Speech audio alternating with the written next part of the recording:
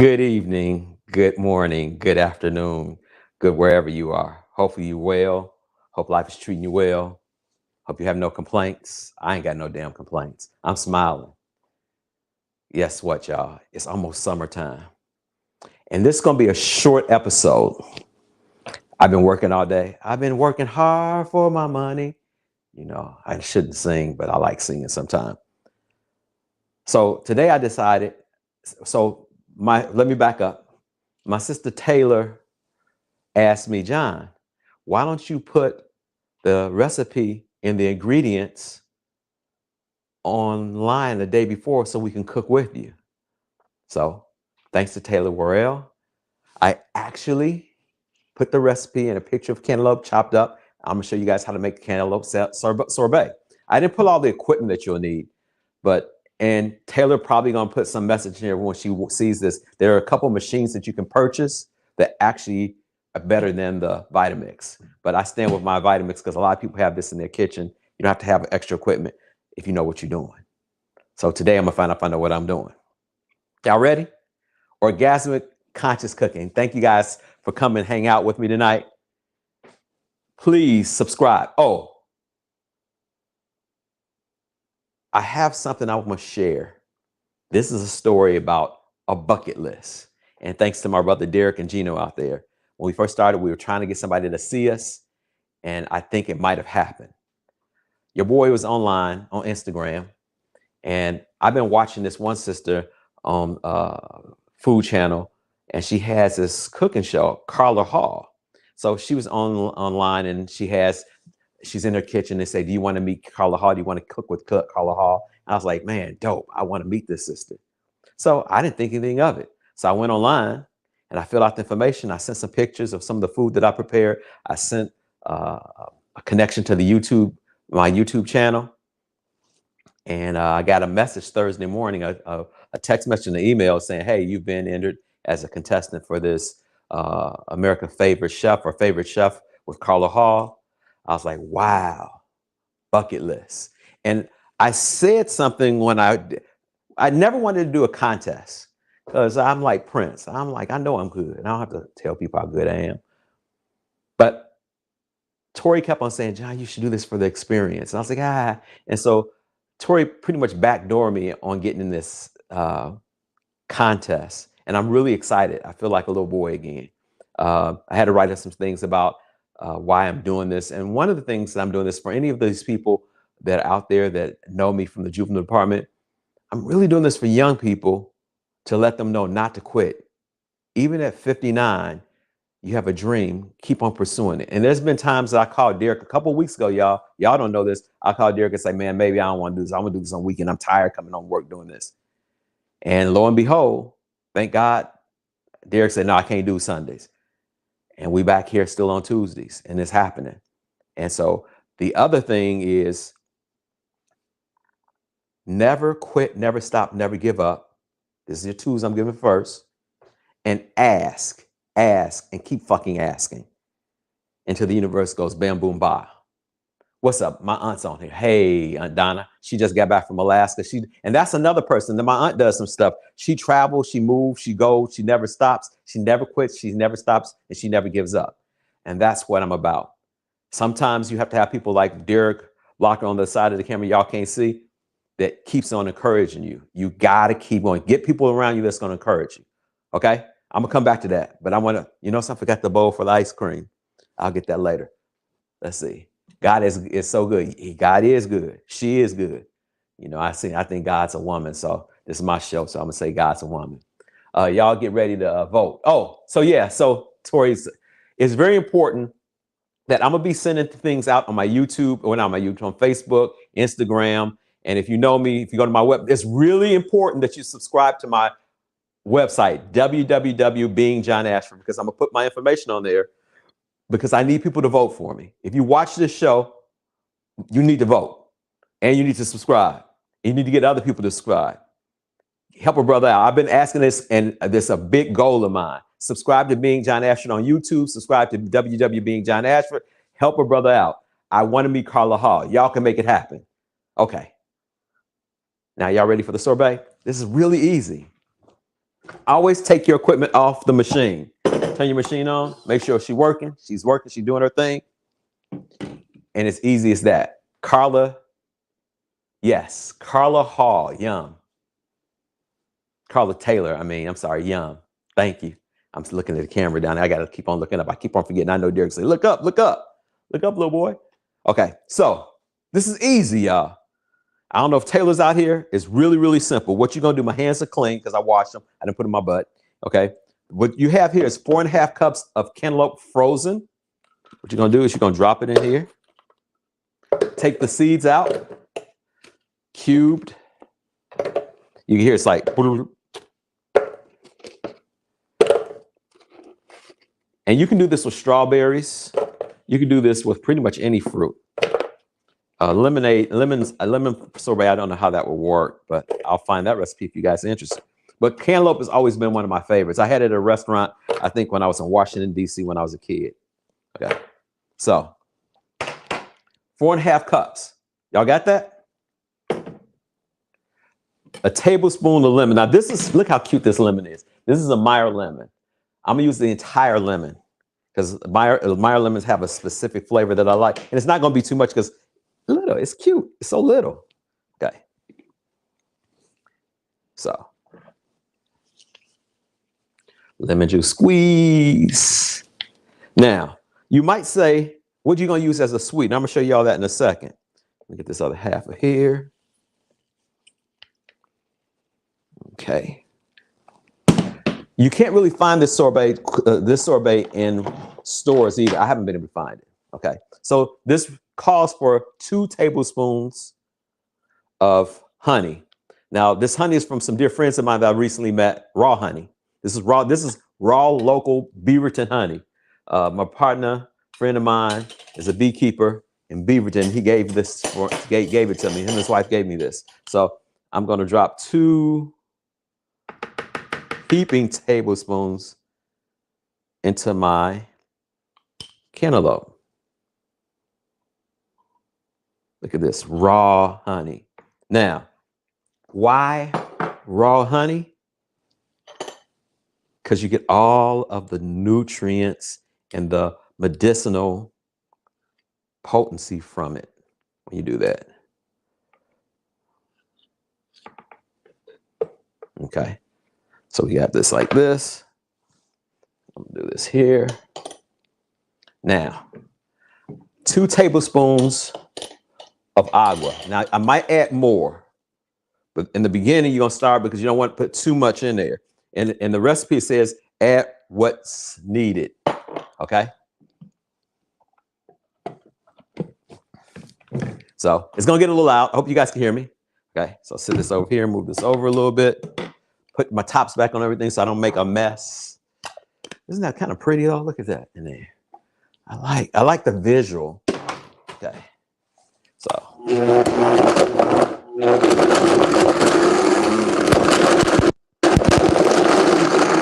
Watch it be made.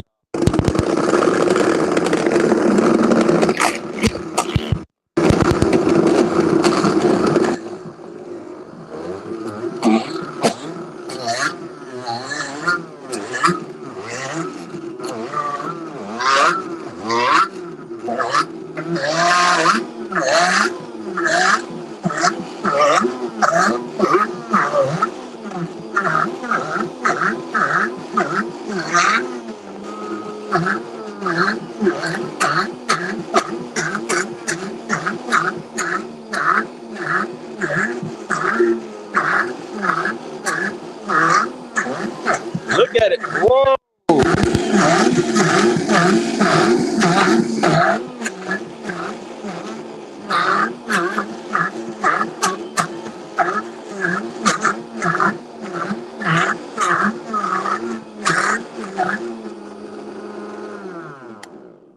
So guys, that's a bit loud. I feel like I was on a motorcycle. Oh my. So what I want to do is I might add a little bit more water. Let's do this so I don't make a mess. There we go. Let me see how it tastes, guys. Oh, no. Not yet. Did I make a mess yet? No. Not yet. Not quite. Don't want to put the spoon in there. So I'm gonna hold this up so you guys can see the consistency so far. And as I add just a little bit more water, can you guys see that? That's what it's looking like. So what you do is you keep on pushing it down as it cooks. So I'm gonna add like,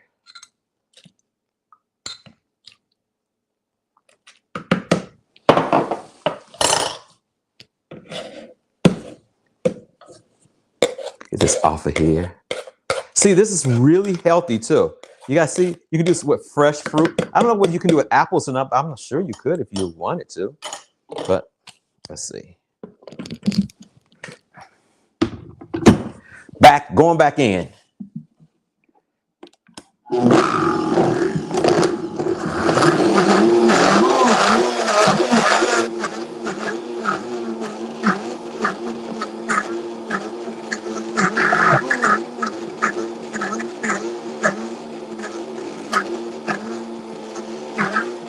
All the chunks are pretty much gone.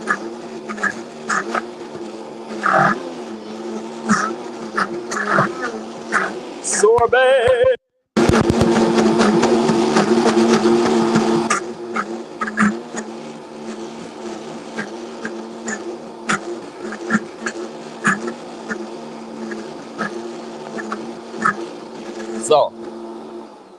So I'm gonna say something because I know you guys just watching. He's just making a lot of noise today. Yes. So one of the things about this, I'm gonna let this sit for a second so it can melt just a tad bit, and I'm gonna put it back in the freezer. But my wife doesn't like chunky things sometimes, but she likes me. I'm chunky, I guess. So what I'm going to do is make sure that the largest pieces, because I can look at the bottom. Can you guys see that? It's all sorbet-ish, okay? It looks like tangerines or something gooey, ooey. So what I'm going to do is I'm gonna get my container so that I can put this in there so it's ready to come out, and I need to get a spoon.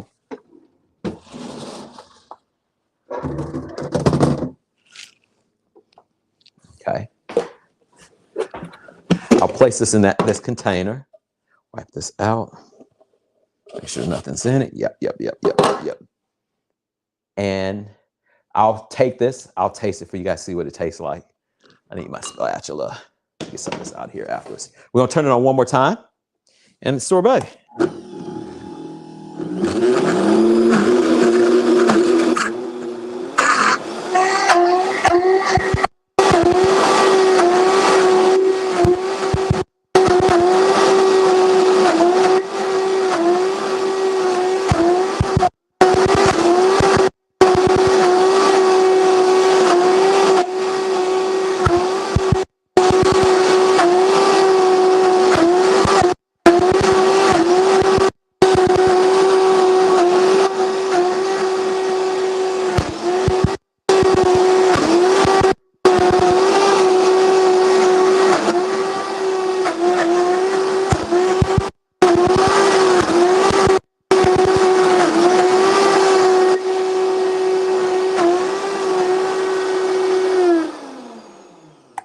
Voila, sorbet.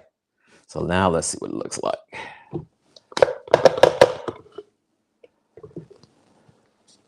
So what we're gonna do is scrape.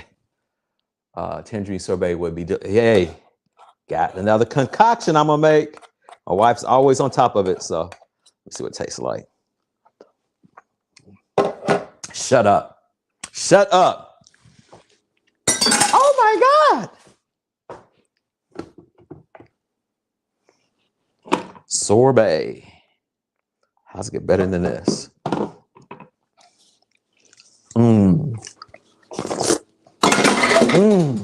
I used to be, when I was a kid, my mom and my grandmother Dynamite, maybe we go to Aunt Gatha's house and they make frozen ice cream, homemade ice cream in the holidays. Well, it's not a holiday. Well, yesterday was a holiday, but I almost dropped this on the floor, guys. It's kind of heavy. I'm sorry, let you guys see what this looks like. Oh my God.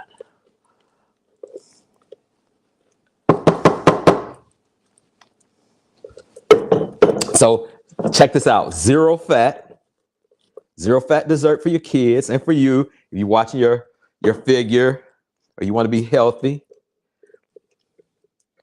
You get this out of here. And what you're going to do is flatten it out. So it doesn't make much, as you guys can see. Look. Remember that, Donna, when we used to have this homemade ice cream back then? I couldn't wait. They used to play Richard Pryor albums and Red Fox. That's for people, y'all a little bit too young for that. Most of y'all might not know what I'm talking about. But yeah. This is when Richard Pryor first. Y'all, anybody out there know who Richard Pryor is?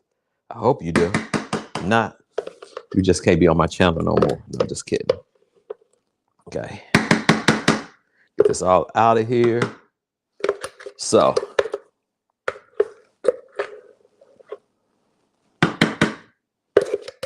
I'm going to save this in here. I'm going to eat this for me later, but I got most of it out. So what I'm going to do, I don't want to waste any time because I don't want it to melt.